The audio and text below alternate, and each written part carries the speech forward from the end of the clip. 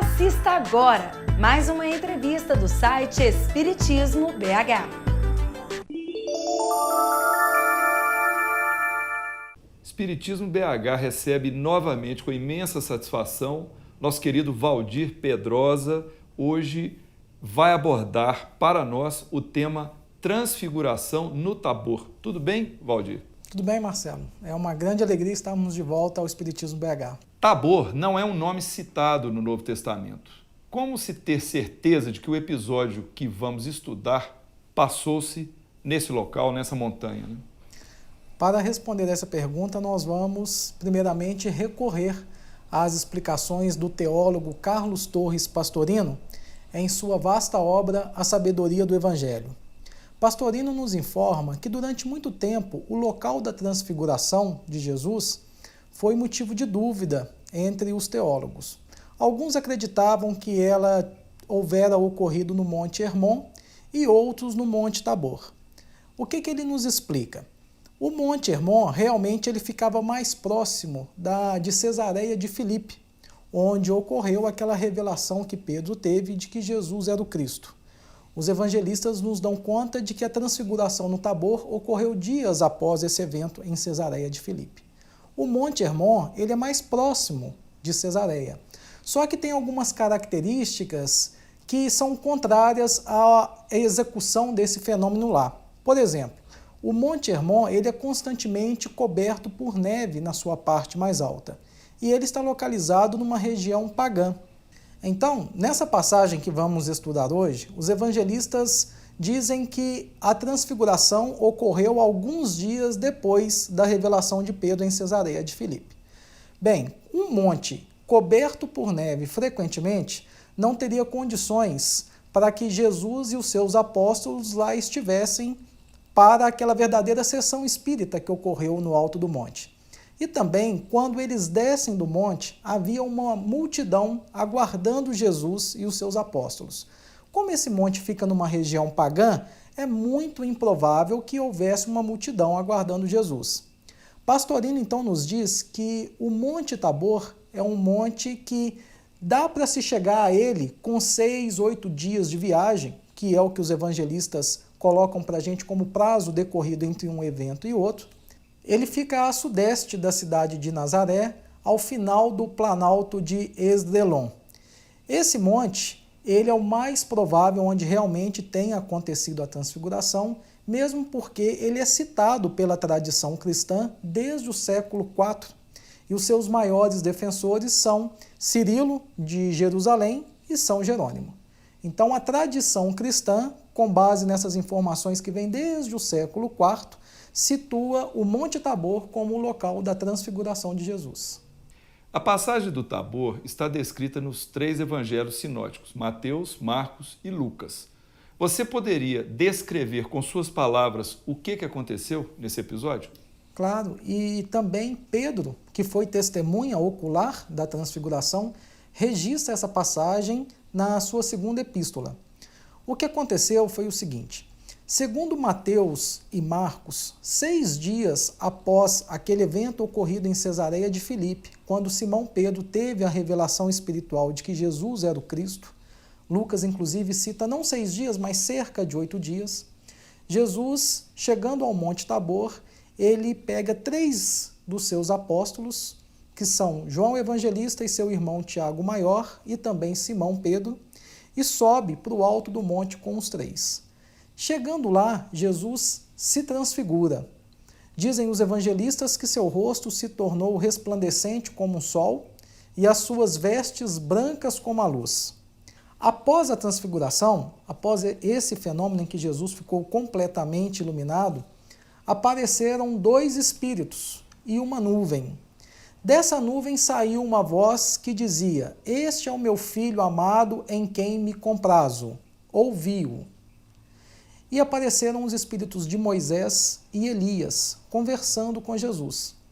Os 3 apóstolos ficaram assustados com aquela situação, colocaram o rosto ao chão em uma atitude de medo, de receio, e logo depois do diálogo de Jesus com Moisés e Elias, Jesus os acalma, tira-os daquela situação, e antes disso, inclusive, Pedro estava tão maravilhado com a visão que ele tinha visto, que ele até sugere a Jesus que construíssem 3 tendas lá no alto do monte, uma para Jesus, uma para Moisés e uma para Elias. E acontece que quando eles estavam descendo o Monte Tabor, os apóstolos começaram a conversar, os 3. A conversa girava mais ou menos em torno da seguinte situação. Espera aí, se as Escrituras, se a lei, os profetas dizem que antes do Cristo vir, Elias viria para restabelecer as coisas, e se Jesus diz que é o Cristo, e nós acabamos de ver Elias lá no alto do monte agora, como é que ele pode ser o Cristo, se o Elias ainda não veio? Nós acabamos de vê-lo em espírito lá agora. Jesus, percebendo a dúvida que pairava ali no coração dos seus apóstolos, para esclarecê-los. Fala, olha, realmente Elias havia de vir, e ele já veio, e os homens fizeram a ele tudo o que farão também ao Filho do Homem. E Mateus registra então que naquele momento os apóstolos entenderam que Jesus se referia a João Batista. Por que os apóstolos entenderam isso? Porque essa passagem registrada por Mateus, no seu capítulo 17, o Evangelho nos mostra que no capítulo 11 de Mateus, quando Jesus dá testemunho de João, Jesus diz que a lei e os profetas profetizaram até João. E ele diz, e se quereis dar crédito, João é o Elias que havia de vir. Então, Jesus, na descida do Monte Tabor, confirma para os seus apóstolos que, de fato, Elias reencarnou como João Batista. E um fato interessante é que quando eles chegaram ao pé da montanha, do Monte Tabor, havia uma multidão aguardando Jesus, e inclusive um pai desesperado, porque o seu filho era vítima de um espírito obsessor que se apossava desse rapaz e o fazia convulsionar, o jogava ao chão. Ele tinha praticamente um ataque de epilepsia, como a ciência hoje define, causada por esse processo obsessivo. E ele roga o auxílio a Jesus, porque os apóstolos que tinham ficado embaixo não tinham conseguido expulsar o demônio, como se dizia na época. Jesus então cura o rapaz e, ao ser questionado pelos apóstolos por que eles não haviam conseguido, Jesus explica que foi em função da sua pouca fé. E também fala com eles que aquela casta de espíritos só pode ser expulsa, só pode ser devidamente tratada, com jejum e oração. Em suma, essa é a passagem da transfiguração no Tabor. Valdir, que fenômeno mediúnico é este? Transfiguração. Esse fenômeno foi classificado por Allan Kardec como um fenômeno estranho e raro. Ele aborda esse assunto nos capítulos 14 e 15 do livro A Gênese e no capítulo 7, na segunda parte do livro dos Médiuns. A transfiguração, em síntese, ela consiste na mudança do aspecto de um corpo vivo.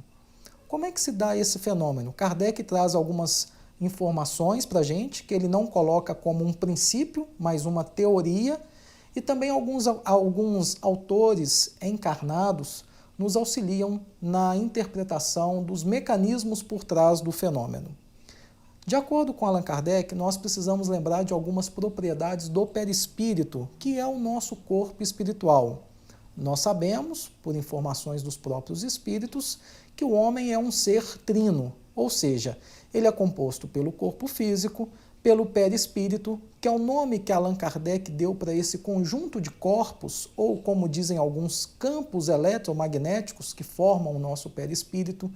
André Luiz, com relação a esses corpos, nomeia alguns para a gente em suas obras. Ele fala do corpo astral, do corpo mental, corpo causal e, por fim, o espírito. Então, no homem, formando o homem, nós temos corpo físico, perispírito e espírito. Só que o perispírito, ele não fica circunscrito, ele não fica limitado à matéria densa do nosso corpo grosseiro. Ele se irradia, e é justamente em função dessa sua propriedade, dessa irradiação fluídica, ou, como utilizando um vocabulário mais moderno, em função da irradiação das energias do corpo perispiritual, é que é possível ocorrer esse fenômeno. O que acontece? Conforme Kardec nos explica nas obras que nós citamos. O perispírito, ao irradiar para além dos limites do corpo físico, quando ele se torna visível, porque uma das propriedades do perispírito é a invisibilidade, Em determinadas circunstâncias, situações muito específicas, a depender do ambiente, o perispírito, e precisamos frisar isso, é muito raro que isso aconteça, ele pode perder a sua invisibilidade momentaneamente e, nesse momento, ele se sobrepõe ao corpo físico. Então, são momentos muito raros onde as pessoas que presenciam o fenômeno não veem o rosto físico do médium, vê o seu corpo perispiritual, o seu perispírito. Valdir, do ponto de vista do observador, essa percepção do fenômeno da transfiguração, ela é uma percepção com os olhos físicos ou é uma percepção com base na faculdade mediúnica do observador? Olha, com base nos poucos relatos que existem na literatura espírita sobre esses casos de transfiguração, nós entendemos que é uma percepção física. Quando ocorre o fenômeno da transfiguração, as pessoas que estão no ambiente, sejam elas médiums ou não, conseguem perceber facilmente a mudança no aspecto físico da pessoa. Todos conseguem enxergar a aparência do corpo espiritual do médium. E aí, Marcelo, nós temos uma variável desse fenômeno. O que acontece? Nós falamos aqui quando o perispírito da própria pessoa se sobrepõe ao corpo físico, em função dessas propriedades do perispírito. Mas existe, como lembra bem Kardec, outra situação, quando há um outro espírito envolvido no processo, quando um outro espírito vai colocar o seu perispírito na frente do rosto do médium, podemos dizer assim. Como é que isso acontece? Lembrando sempre que é um fenômeno extremamente raro, Kardec já dizia isso. Dependendo da situação, das condições, o espírito que vai operar o fenômeno, ele manipula os seus próprios fluidos, as suas próprias energias e também as do médium, de forma que o seu corpo espiritual, naquele momento da irradiação fluídica, sobreponha ao corpo físico do médium. Então, diferente do que falamos num primeiro momento, quando é o próprio perispírito do médium que sobrepõe ao corpo físico, nós temos essa variável, quando é o perispírito de um outro espírito que se sobrepõe ao corpo do médium. Alguns companheiros encarnados que nos ajudam na interpretação do fenômeno dizem que o mecanismo por trás disso seria da seguinte forma: o espírito operador do fenômeno, ele atua sobre os centros de força do médium, causando um certo relaxamento. Obviamente, são os plexos que nós chamamos, os plexos nervosos, e esse relaxamento se estende àquela parte do corpo onde o espírito quer mudar de aspecto. Então, combinando os seus fluidos, as suas energias, com os fluidos do médium, ele consegue dar ao tecido orgânico do médium o seu perispírito como molde.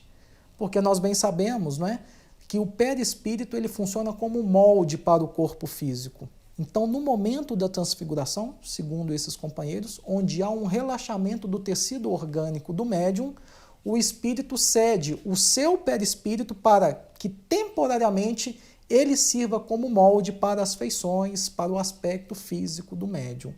E aí o médium toma então as aparências físicas do espírito comunicante.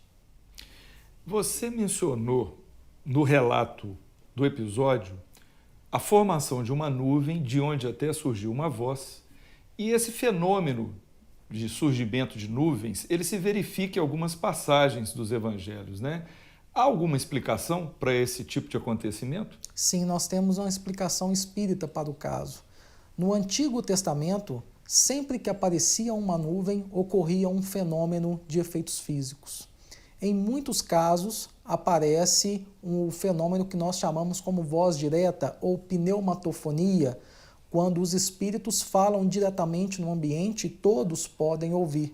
Eles falam sem ter a necessidade de um médium para falar através dele. Allan Kardec explica o processo. Os espíritos formam espécies de gargantas ectoplásmicas e falam através dessas gargantas. É o fenômeno da voz direta.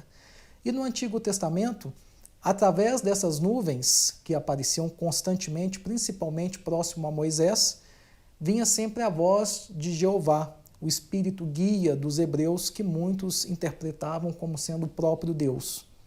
Na interpretação espírita, nós podemos dizer o seguinte: os médiuns de efeitos físicos, eles liberam um fluido, uma energia que nós chamamos de ectoplasma. Essa energia ela é utilizada nos fenômenos de efeitos físicos. Aqui, nessa verdadeira sessão espírita que aconteceu no alto do Monte Tabor, nós temos a pneumatofonia, que é a voz direta, nós temos a materialização de espíritos e nós temos a transfiguração. São todos fenômenos onde o ectoplasma é importante. E pelas obras espíritas, pelas próprias fotografias que nós dispomos nos nossos estudos, mostra que o ectoplasma, quando ele é liberado pelo médium, frequentemente ele forma uma espécie de nuvem, até que o espírito operante do fenômeno utilize esse material para ali produzir os fenômenos que são necessários. No seu entendimento, por que Jesus escolheu apenas 3 do grupo de discípulos mais próximos para acompanhar esse fenômeno? Olha, o Evangelho nos dá conta que Jesus tinha cerca de 70 discípulos. Além dos 70 discípulos, Jesus escolheu 12 apóstolos para que estivessem mais próximos a ele e recebessem os seus ensinamentos ali diretamente.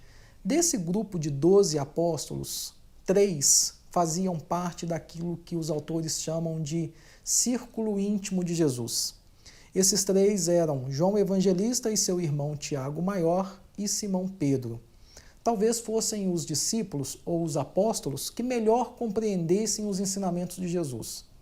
Além disso, as passagens do Evangelho nos permitem concluir que eles eram grandes médiuns de efeitos físicos, porque o nosso internauta mais atencioso, que correr os olhos pelas páginas do Evangelho, vai perceber que em todos os fenômenos de efeitos físicos operados por Jesus, esses 3 apóstolos sempre estavam com o Mestre, o que nos permite deduzir, ou nos permite concluir mesmo, que eram grandes médiuns de efeitos físicos, doadores de ectoplasma.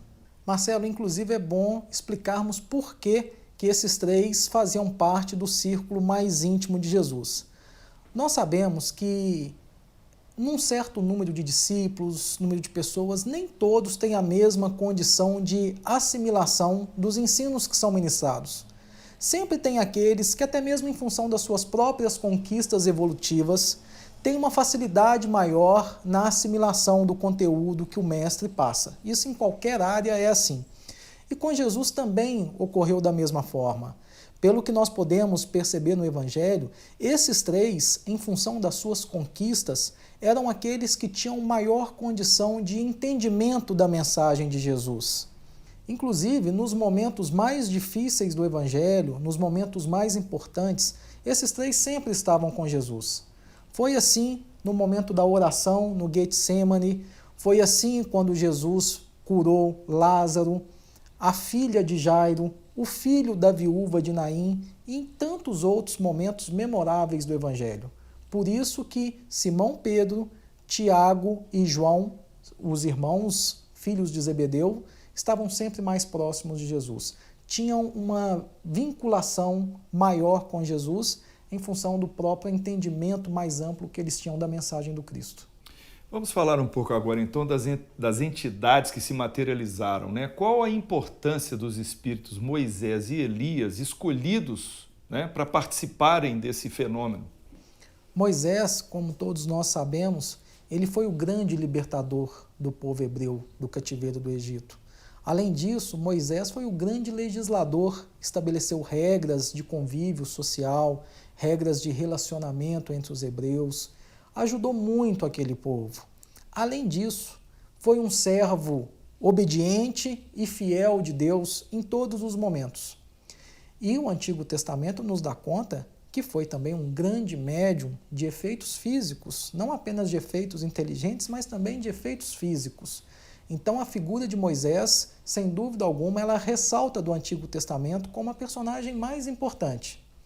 Elias foi, talvez, depois de Moisés, o maior médium do Antigo Testamento, o maior médium dessa linhagem de profetas do povo hebreu, extremamente valoroso e poderoso, inclusive também na obtenção de efeitos físicos.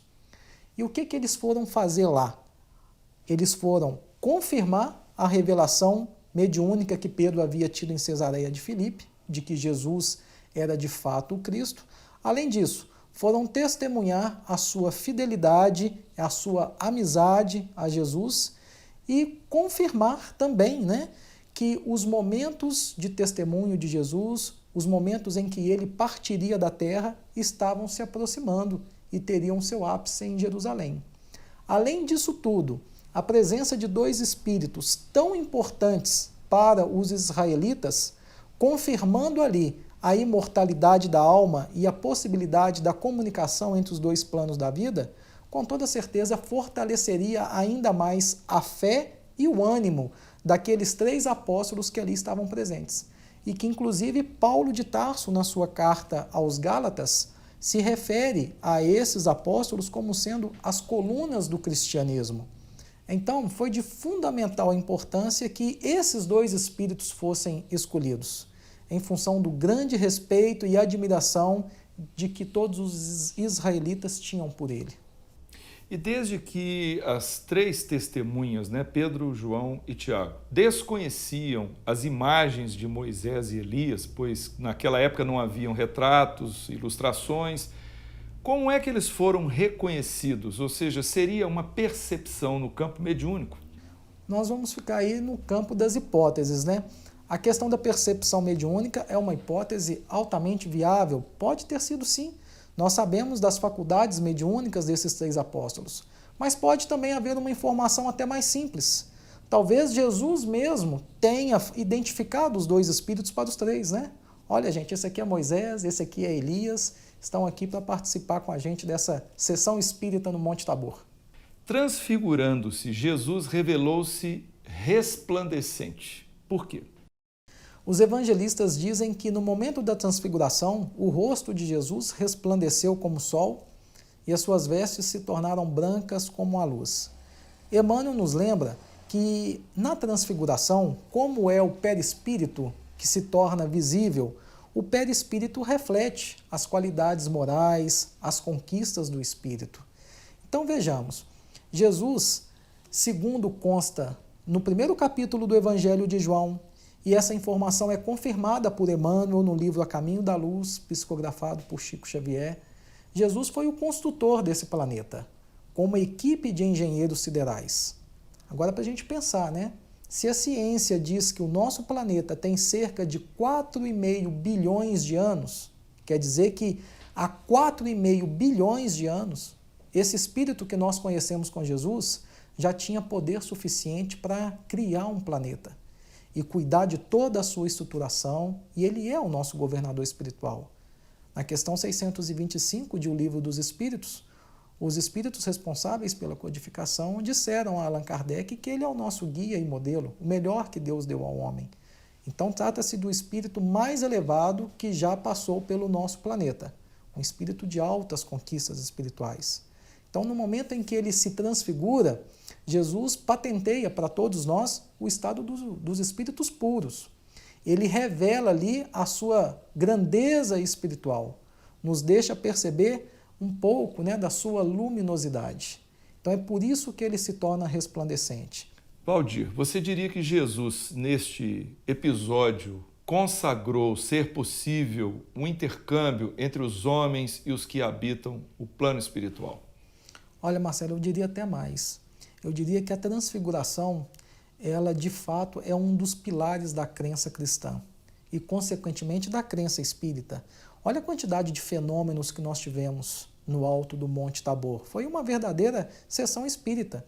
Às vezes a gente fala assim brincando, mas é verdade.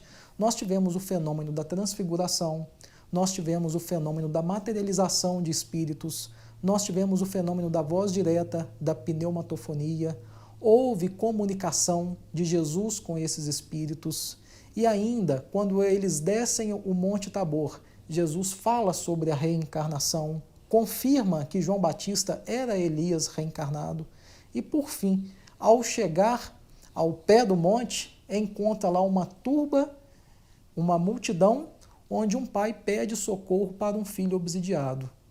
Então, nós temos no alto do Monte Tabor, Jesus nos demonstrando a mediunidade no seu aspecto mais sublime, mais elevado, e lá embaixo nós temos um jovem vítima de obsessão aguardando o socorro amorável de Jesus. Então temos, num extremo, a mediunidade no seu aspecto mais sublime e lá no outro, a mediunidade perturbada, desequilibrada. E por falar nisso, quanto àquela condição que Jesus colocou, que esse tipo de espírito só pode ser expulso, dominado, né, controlado, com muita oração e jejum. O que ele quis dizer com isso?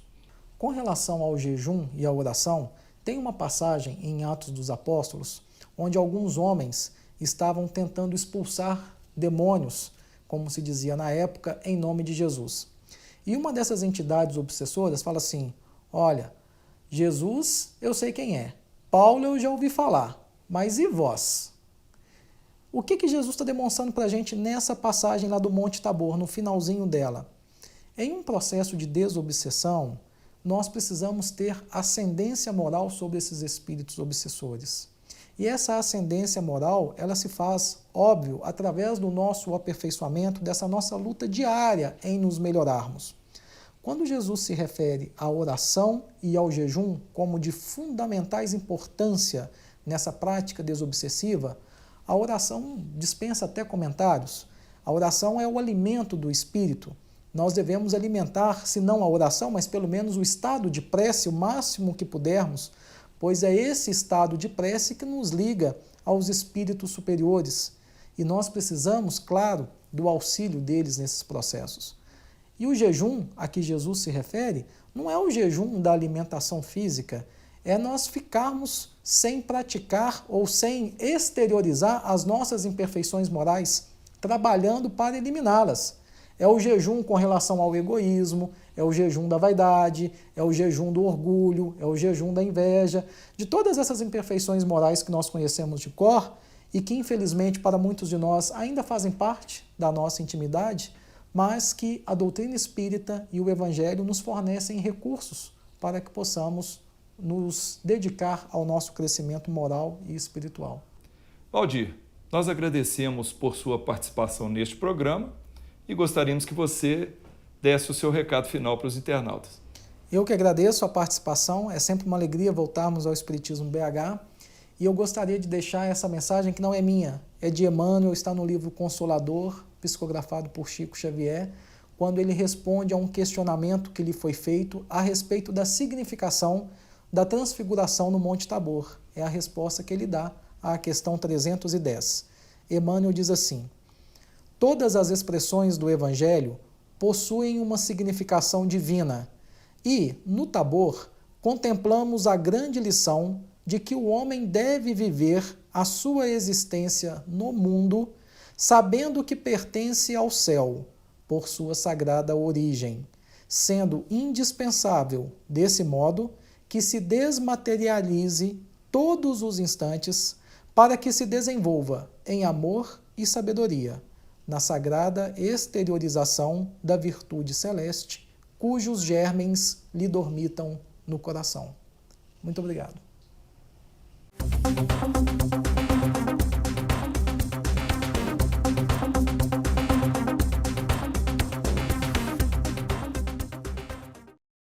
Esperamos que você tenha gostado deste vídeo. Deixe a sua opinião em nosso site